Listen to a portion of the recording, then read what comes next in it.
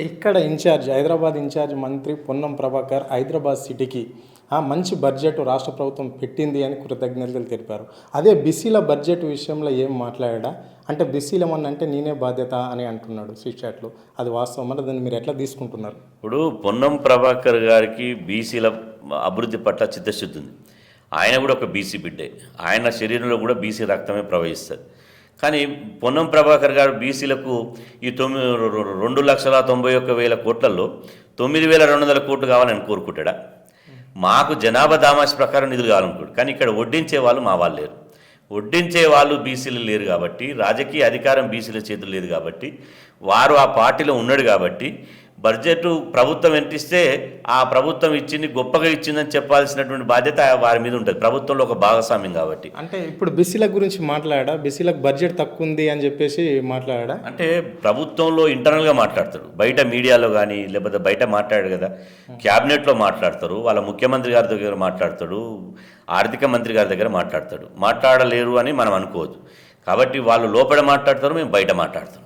కాబట్టి మేము సమస్త బీసీ సమాజం, వాళ్ళు మంత్రులు కావచ్చు, ఎమ్మెల్యేలు కావచ్చు, ప్రజాప్రతినిధులు కావచ్చు, ఐఏఎస్లు కావచ్చు, అటెండర్లు కావచ్చు, ఎవరైనా సమస్త బీసీ సమాజం మా వాటా మాకు కావాలి, మేమెంతో మాకంతా వాటా దక్కాలి. బీసీ సబ్ ప్లాన్ పెడతామన్నారు. ఎందుకు పెట్టలేదు? బీసీలకు విద్యార్థులకు ఫీజు రియంబర్స్మెంట్ ఎందుకు ఇస్తలేరు అంటే చదువుకోతాం, మళ్ళీ బర్రెలు గాయాలి, గొర్రెలు గాయాలి, ఊర్రాలకు పోయి కమ్మరి పని, కుమ్మరి పని, తాళ్ళు ఎక్కుడు, కుండలు చేసుకుంటూ చేపలు పట్టుకోవాలన్నా.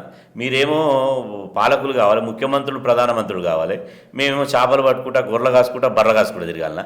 కాబట్టి మేము దేశంలో పన్నులు కడతలేమ్మా, అప్పు చేస్తారు. ఇక్కడ రాష్ట్ర ప్రభుత్వం ఎంత అప్పు చేసింది, కేంద్ర ప్రభుత్వం ఎంత అప్పు చేసింది? ఇక్కడ లక్షల కోట్లు, అక్కడ లక్షల కోట్లు అప్పు చేస్తారు.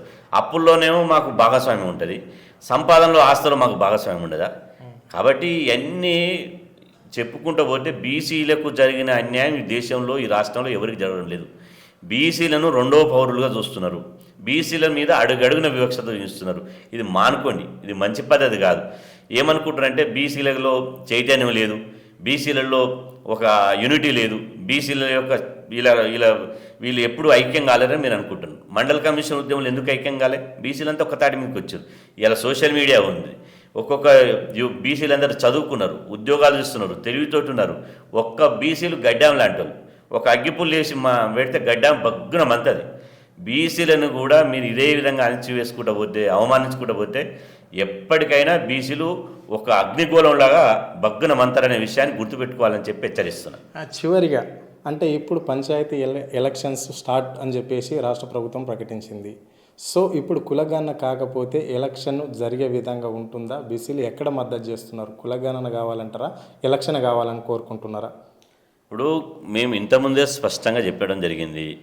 మీరు 6 నెలల్లో సమగ్ర కులగణన చేసి రిజర్వేషన్లు పెంచుతామని చెప్పి మీరే చెప్పారు. బహిరంగ సభల్లో మైకులు వలిగిన దాకా చెప్పారు. అదేవిధంగా ఎన్నికల మేనిఫెస్టోలో పెట్టారు. కామారెడ్డిలో కర్ణాటక ముఖ్యమంత్రి సిద్ధరామయ్య గారి సమక్షంలో చెప్పారు. మీరు కనుక మీ మాటకు కట్టుబడకపోతే మిమ్మల్ని జీవితంలో బీసీలు నమ్మరు. ఇది గుర్తుపెట్టుకోవాలి. అధికారం శాశ్వతం కాదు. ఈరోజు అధికారం ఉంటుంది, రేపు పోతుంది. ఇలా దేశంలో కాంగ్రెస్ పార్టీ ప్రతిపక్షంలో ఉన్నది. రేపు రాహుల్ గాంధీ గారు మళ్ళీ ఇదే అంశంతో ఎజెండాకు వచ్చినప్పుడు మరి ఎన్నికల ప్రచారంలో ఏ ముఖం పెట్టుకొని అడుగుతారు? కాబట్టి ఇక్కడ కులగణన చేయకపోతే ఇక్కడ కాంగ్రెస్ పార్టీ గమనించాల్సింది అంటే బీసీలకు ఏం నష్టం లేదు.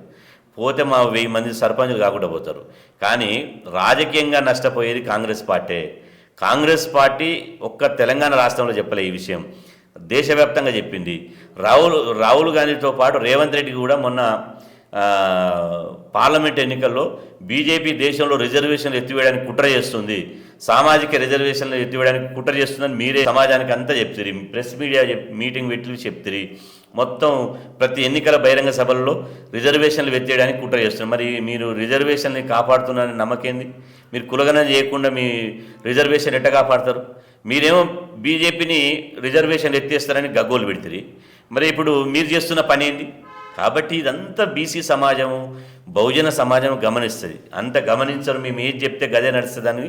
అది అధికారంలో ఉన్నటువంటి, అధికారంతో పాటు వచ్చే అహంకారంతో ఉన్నటువంటి మాటలే తప్ప ఇంకోటి కాదు. కాబట్టి ఇలా మీరు ఎవరు పొగిడితే వాళ్ళని పక్కన కూర్చోబెట్టుకొని, ఎవరు పొగిడితే ఓహో సార్ మీరు చేయండి అంటే ఏమవుతుందో చరిత్రనే అది ఒక ప్రత్యక్ష సాక్షి. ఎవ్వరు కూడా శాశ్వతంగా పాలకులు కాలేరు. మీరు మంచి చేస్తే 60% ఉన్న బీసీలు గుండెలలో పెట్టుకుంటారు. మీరు కులగణన చేయకపోతే అట్నే ఎన్నికలకు పోతే మాత్రం మా పోరాటం ఇవాళ కనీ వెరిగిన రీతిలో బీసీల నుంచి తీవ్ర నిరసన ఎదుర్కోవడానికి ప్రభుత్వం సిద్ధంగా ఉండాల్సిందిగా కోరుతున్నాను.